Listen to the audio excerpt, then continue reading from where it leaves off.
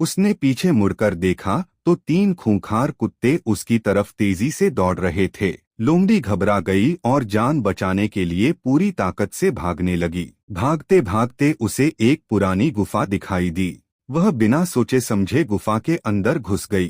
अंदर अंधेरा था। जब उसकी आंखें अंधेरे में देखने लगीं, तो उसने देखा कि गुफा के अंदर एक बूढ़ा मगर ताकतवर अजगर कुंडली मारकर बैठा था। लोमड़ी डर के मारे कांपने लगी। उसने सोचा बाहर कुत्ते मौत बनकर खड़े हैं और अंदर अजगर, अब बचने का कोई रास्ता नहीं। तभी अजगर ने धीमी आवाज में कहा, डरो मत, तुम मेरी गुफा में शरण लेने आई हो। जब तक मैं जिंदा हूँ कोई तुम्हें नुकसान नहीं पहुँचाएगा। बाहर खड़े कुत्तों ने यह बात सुन ली। उनमें से एक बोला, अजगर, यह लोमड़ी बहुत चालाक होती है। अजगर बूढ़ा था, उसे नींद आने लगी। उसने लोमड़ी से कहा, मैं थोड़ी देर आराम करता हूँ, तुम जागते रहना और अगर खतरा आए तो मुझे जगा देना। यह कहकर अजगर सो गया। जैसे ही अजगर की आंख लगी, बाहर से एक कुत्ता धीरे से बोला, सुनो लोमड़ी, अगर तुम बचना चाहती हो तो अजगर के सिर पर पत्थर मार दो, वह मर जाएगा, हम उसे खाकर चले जाएंगे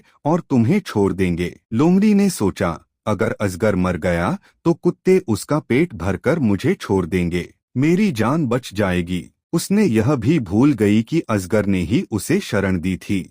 लोमड़ी धीरे धीरे एक बड़ा पत्थर उठाकर अजगर के सिर पर मारने लगी, लेकिन जैसे ही उसने पत्थर गिराया, अजगर की नींद खुल गई।